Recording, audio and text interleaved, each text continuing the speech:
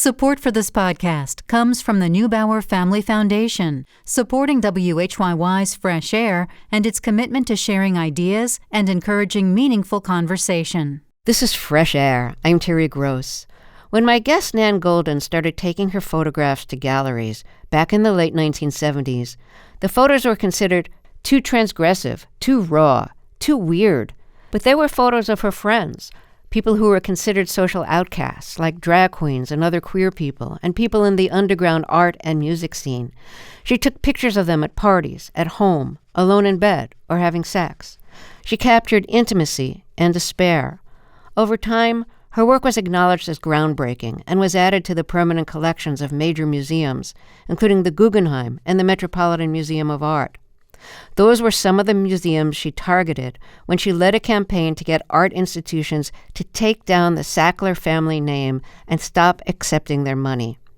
The Sacklers founded Purdue Pharma, the company infamous for manufacturing OxyContin and deceptively marketing it in ways that led to the opioid epidemic. The Sacklers made large philanthropic donations to many museums, often getting a wing or wings named after the family in return. To Goldin, it was a way of laundering blood money. She founded the group PAIN, an acronym for Prescription Addiction Intervention Now, which led anti-Sackler die-ins and other protests at museums. Those protests were a major factor in getting institutions like the Met, the Guggenheim, and the Louvre, which also showed her work, to remove the Sackler name, although the Sackler name remains on 2 of the 9 galleries at the Met that bore the name. Goldin became addicted to OxyContin after it was prescribed while she was recovering from surgery. The new Oscar-nominated documentary, All the Beauty and the Bloodshed, is about Goldin's anti-Sackler campaign and her life and work. It was directed by Laura Poitras, who is also with us. Poitras is best known for directing the documentaries Risk, about Julian Assange and WikiLeaks, and Citizen4 about Edward Snowden, who handed over classified NSA documents to Poitras and journalist Glenn Greenwald. Nan Goldin, Laura Poitras, welcome to Fresh Air. It's a really remarkable film. Congratulations on it, and congratulations on the Oscar nomination. So, Laura, let's start with you. After making films about war, the release of secret government documents, why did you want to make a film about Nan Goldin?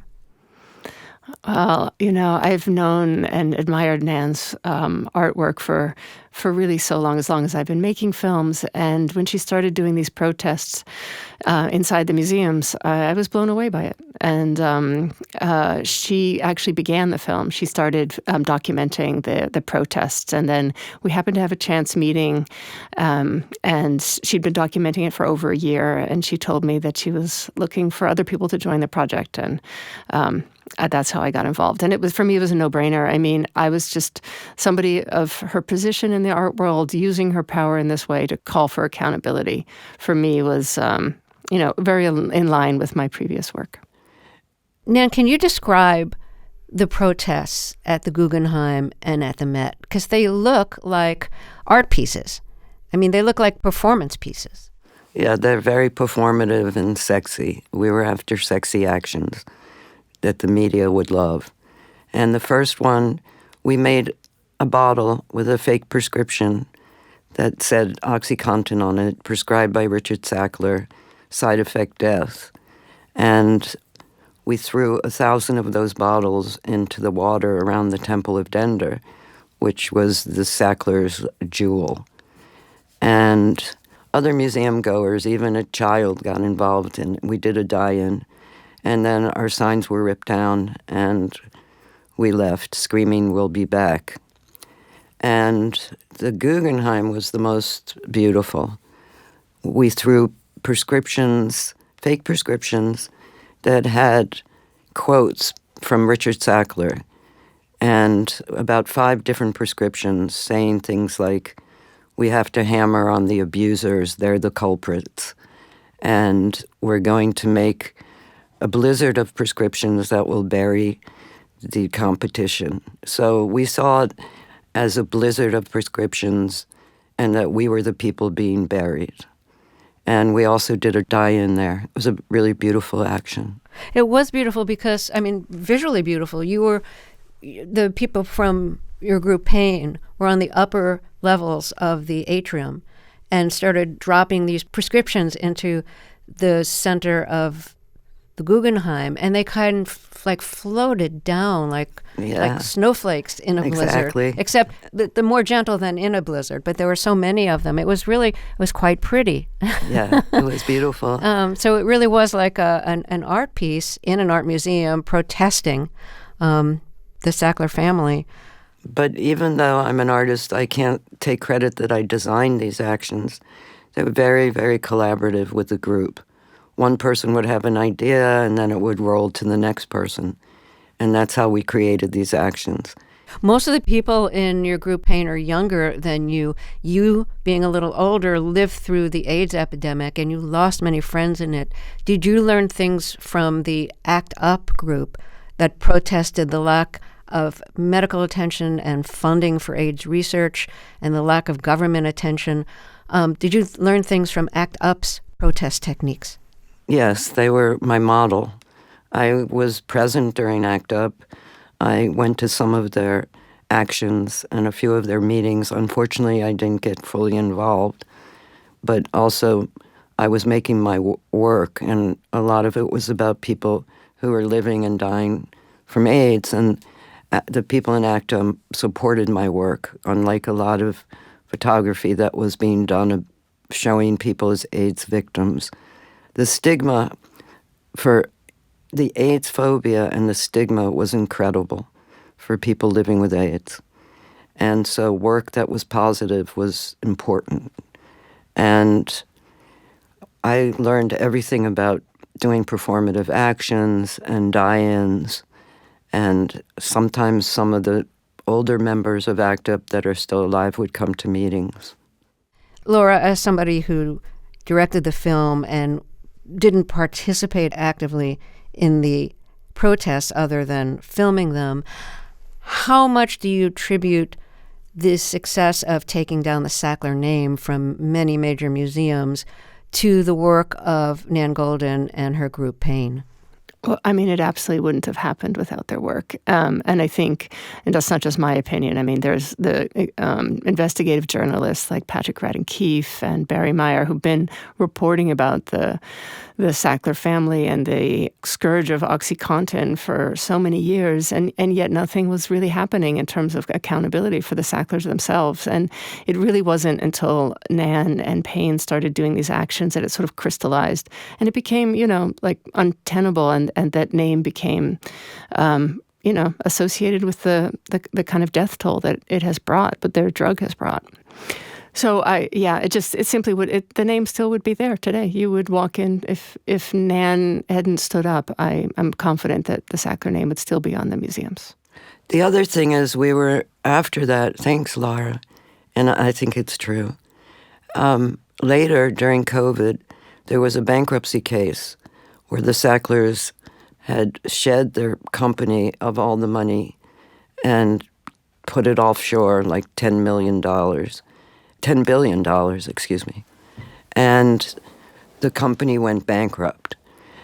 And we stepped into the bankruptcy case, a group of us, not Pain, it was called Oxy Justice.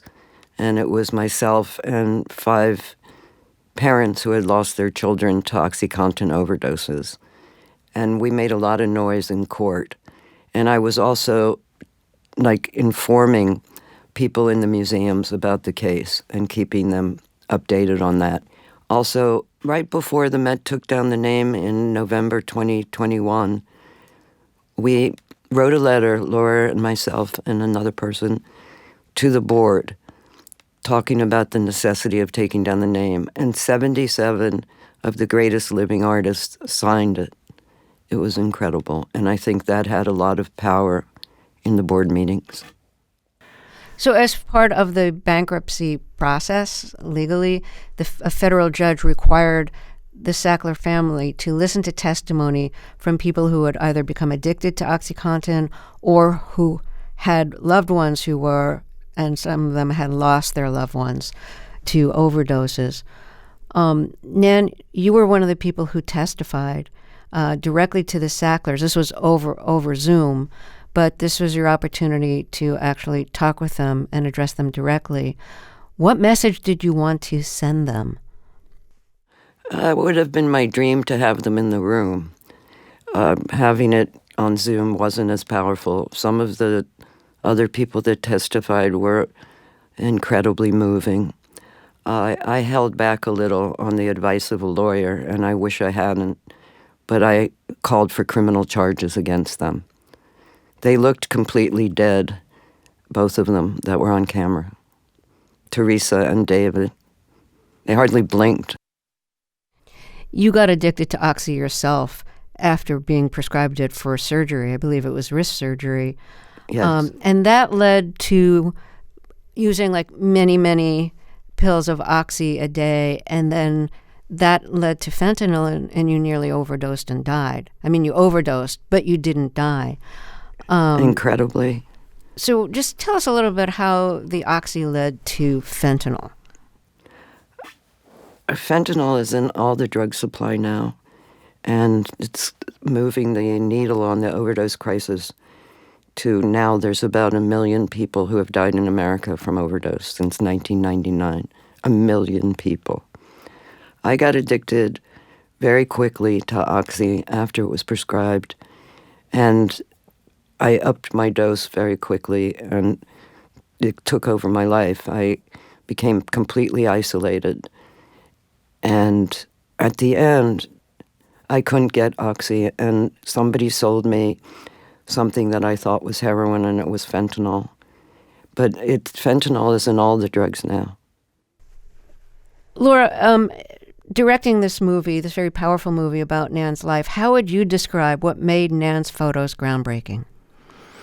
Oh, wow. I mean, where to even start? I mean, I think the practice, the way that she worked, she documents her life, the people that she's deeply involved with, and there's a sort of relationship that actually you can see and you can feel in the images, representing, I mean, Nan and I would have these conversations. I would use the word that people were sort of resisting mainstream American. She was like, no, we just didn't care. Like, normative society was not interesting to us. I think the representation of queer identity, queer sexuality, it was just all groundbreaking. The way in which she redefined, I think, storytelling with images, both within the frame. There's just the sense of mise en scène, the lighting, the sense of characters. You want to know people, you want to be there. And then with the slideshows, how she juxtaposed the images with the music and her editing.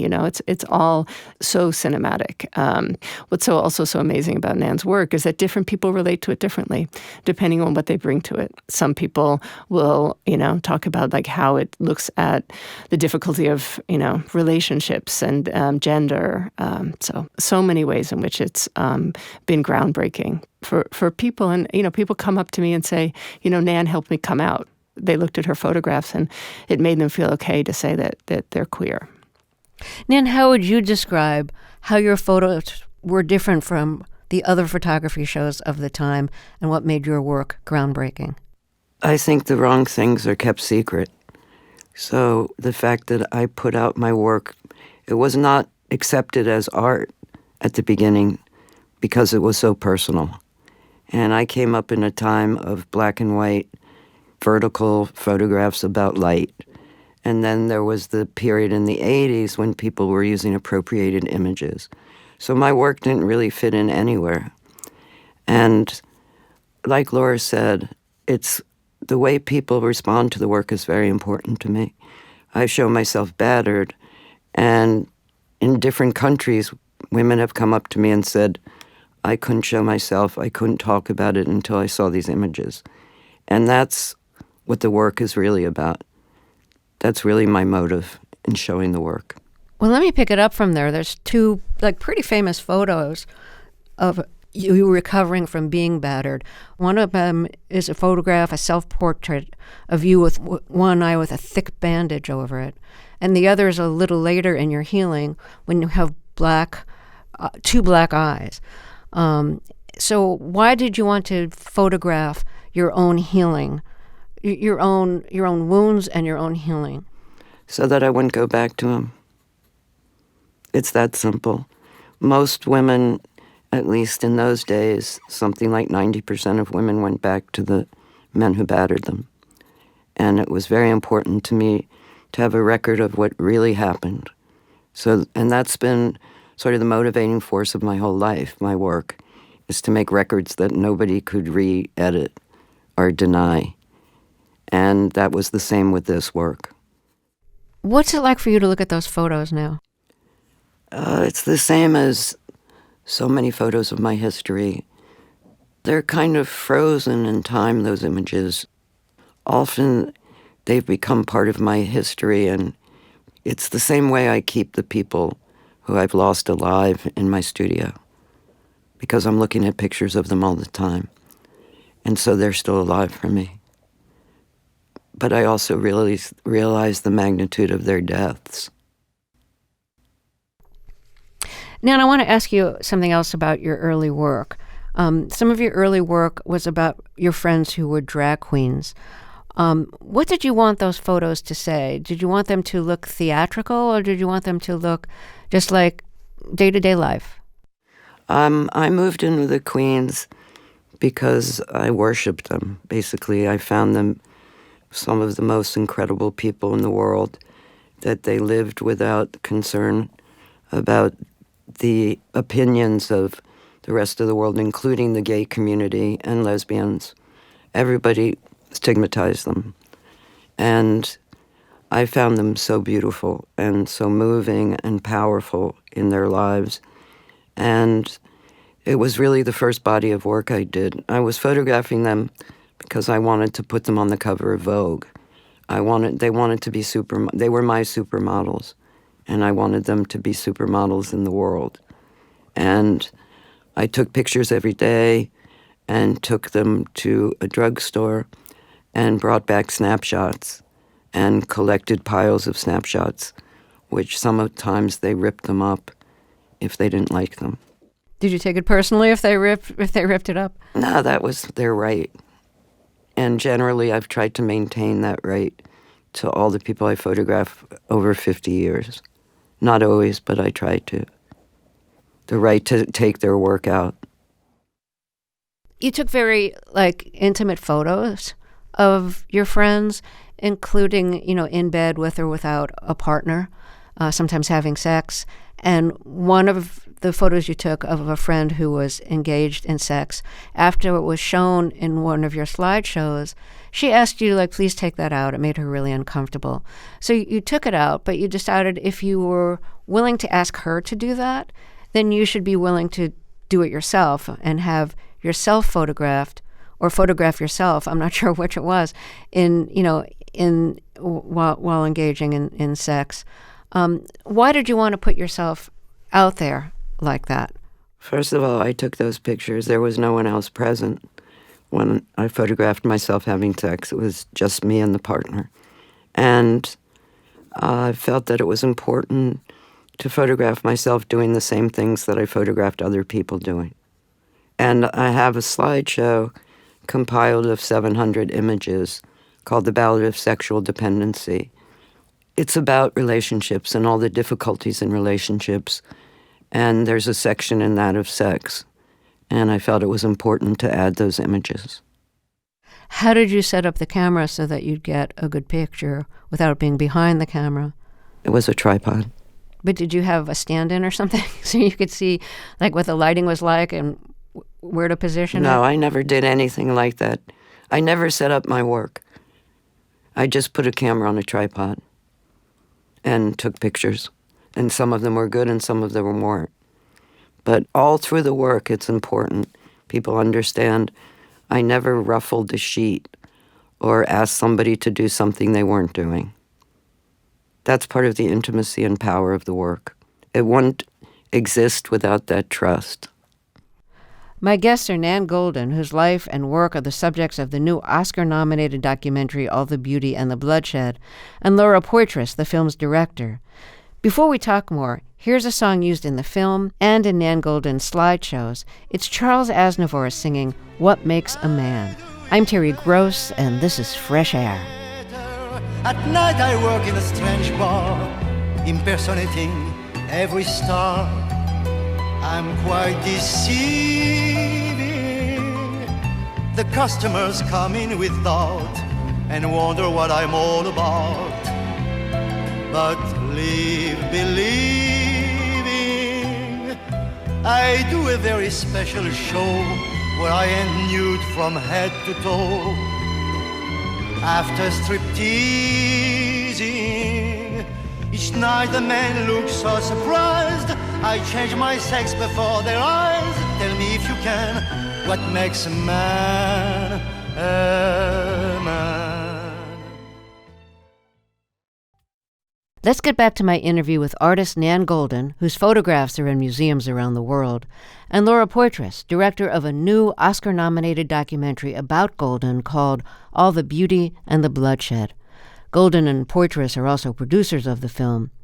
It's about Goldin's life and work and her campaign to get museums and galleries to remove the Sackler name from their walls.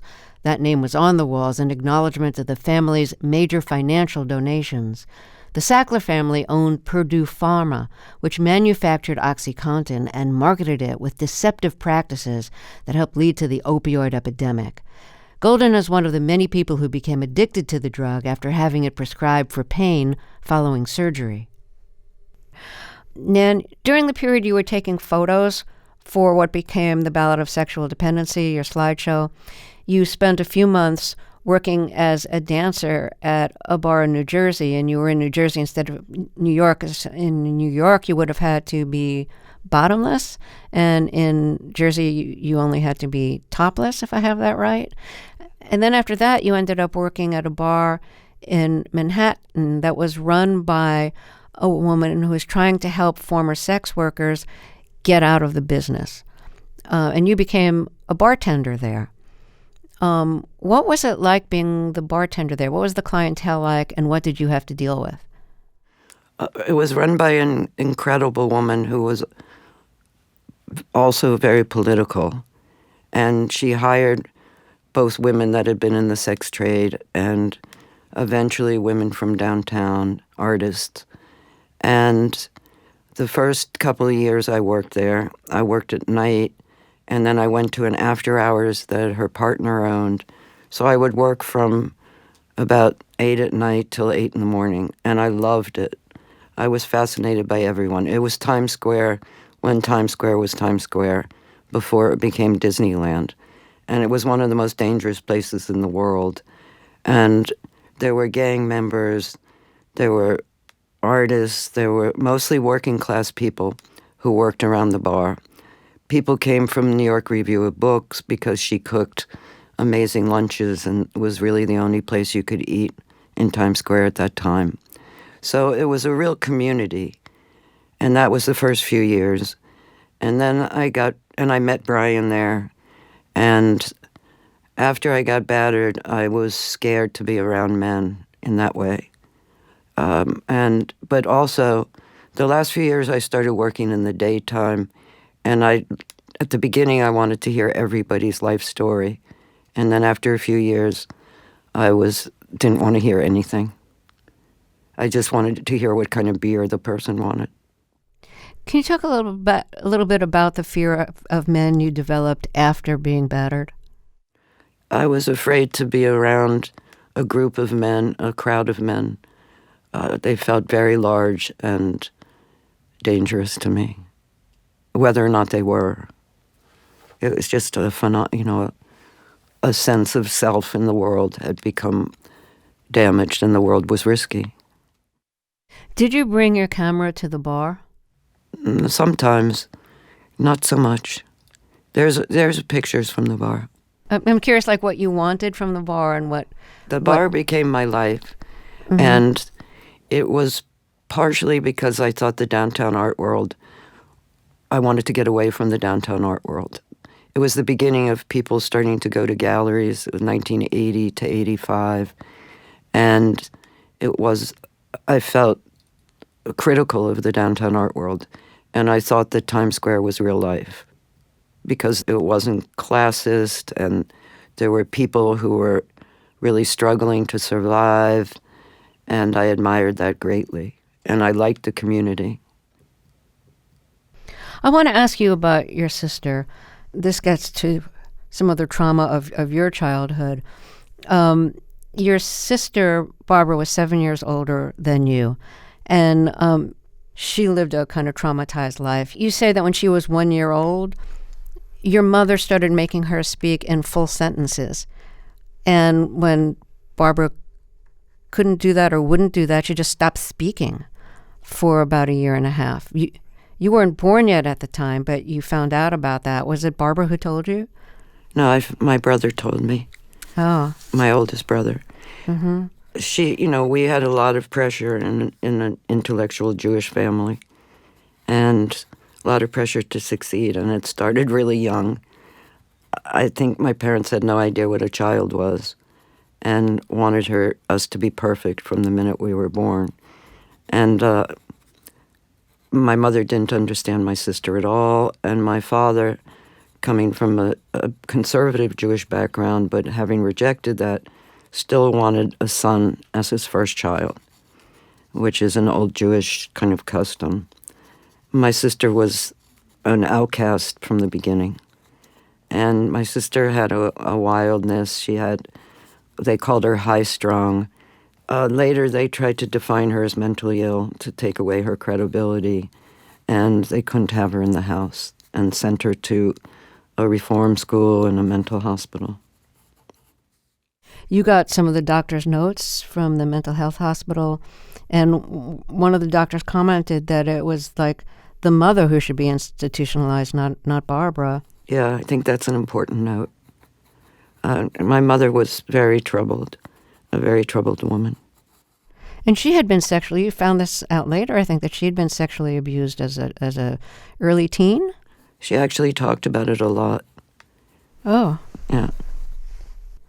So your sister died by suicide laying in front of railroad tracks just as the train was about to drive by. This was in 1965. She was 18, you were 11. And you say she had mothered you even though she had never been mothered herself. And then she was gone. So there went your protection in a way, your mentor and your protection. At the young age of 11, what message did you take away from her death by suicide, messages about life or death or suffering? I realized how incredibly difficult it was for her to be alive. But it also made me very aware of the family, because my mother's first reaction that I heard her say to the police is, "Don't let the children know." And I didn't see that as a protective thing.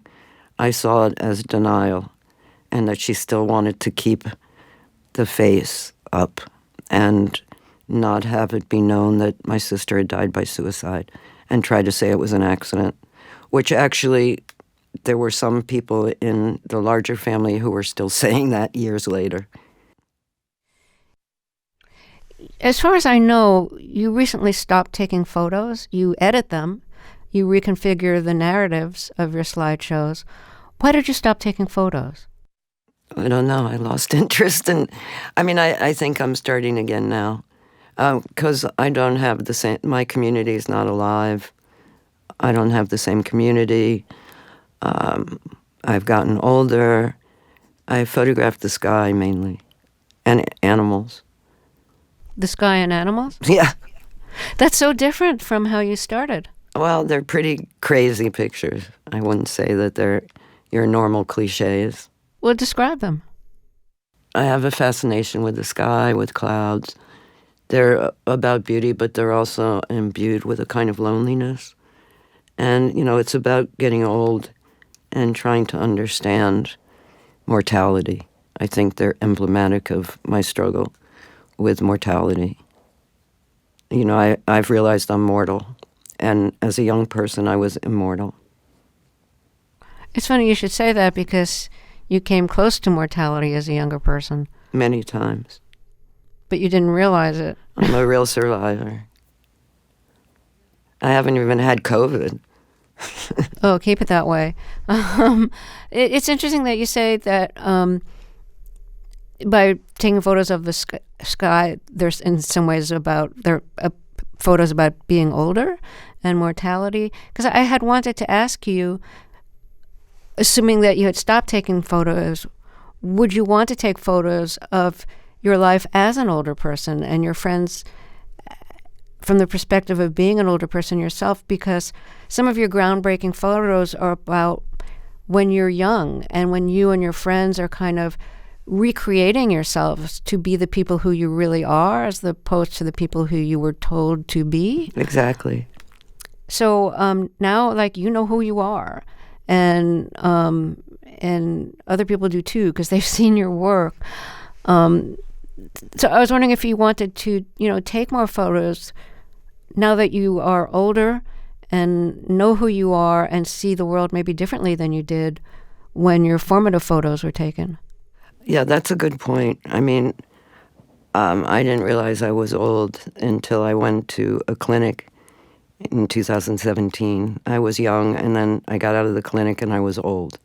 So accepting being an old woman in this society, which is very different and could be seen as difficult. I mean, you lose your credibility and you're invisible, which I kind of like. And I have thought now about making a piece about age. My last work has been videos that I've made either from my archive and another piece called Sirens, which is from films. It's 35 different segments of films. And I like working that way as well. But I would like to make a piece about age and mortality. And yeah, I think it's a good idea, thank you, to photograph my friends now, those who are alive. Well, let's take another short break here, and then we'll be right back. If you're just joining us, my guest is artist Nan Goldin, whose life and work are the subjects of the new Oscar-nominated documentary, All the Beauty and the Bloodshed. Also with us is the film's director, Laura Poitras. We'll be right back. This is Fresh Air. Nan, there was a period when you didn't speak. I think when you were still living with your parents, or maybe afterwards when you were so shy that you didn't speak or hardly spoke. And now, like, you've been outspoken through your photographs for years, but now you're, literally outspoken. You're an activist.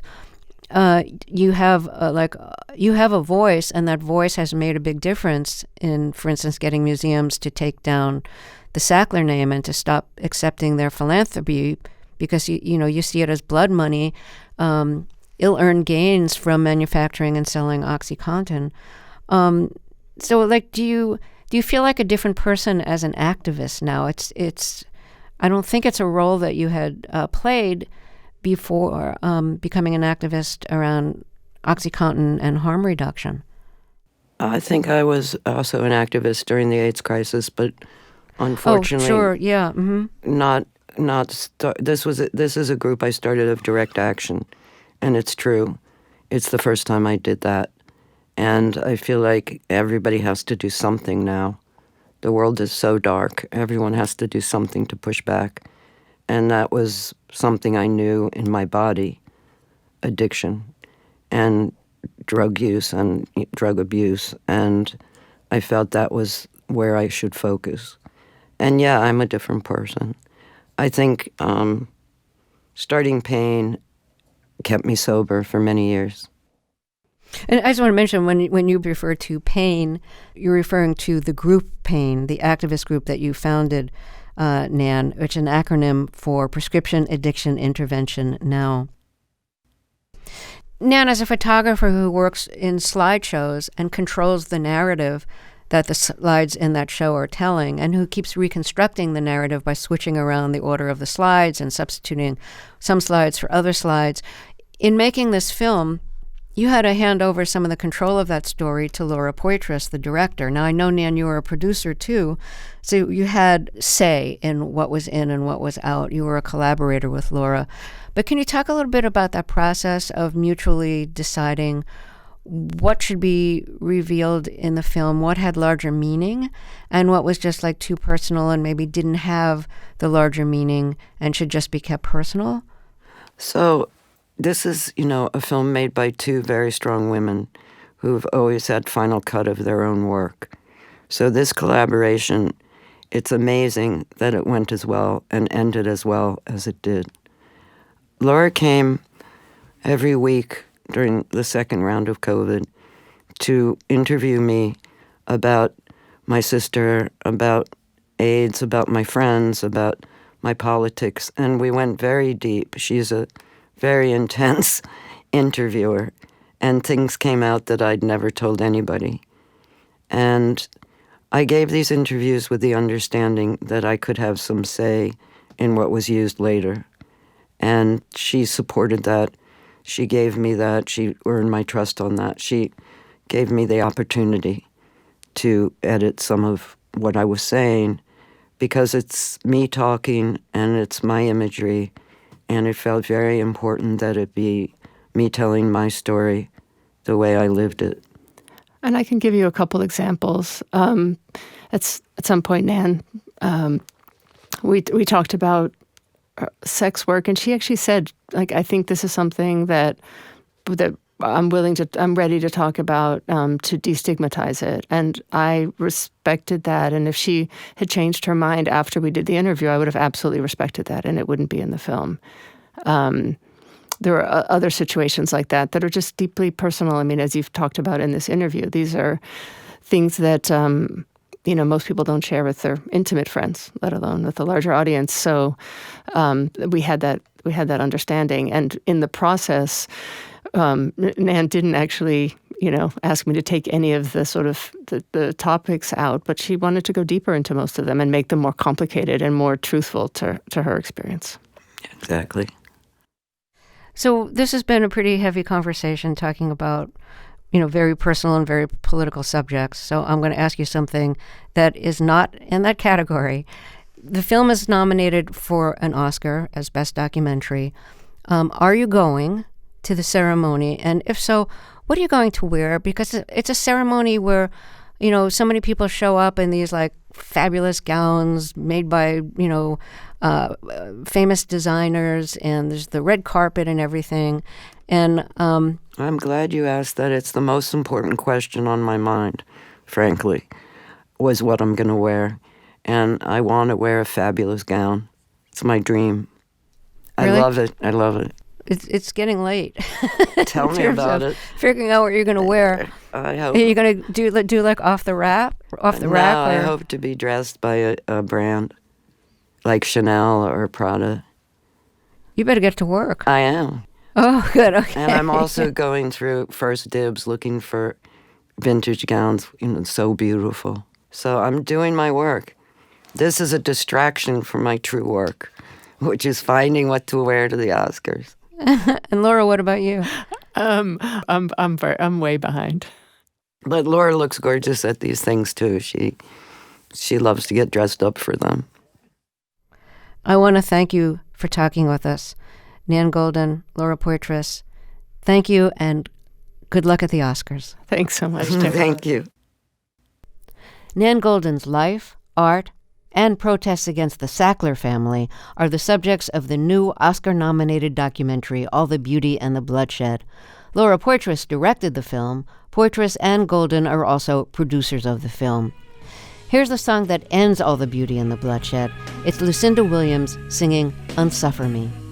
Unsuffer me, take away the pain, unbruise, unbloody, wash away the stain, anoint my head with your sweet kiss, my joy is dead, I long for bliss, I long for knowledge, whisper in my ear, undo my logic, undo my fear, unsuffer me.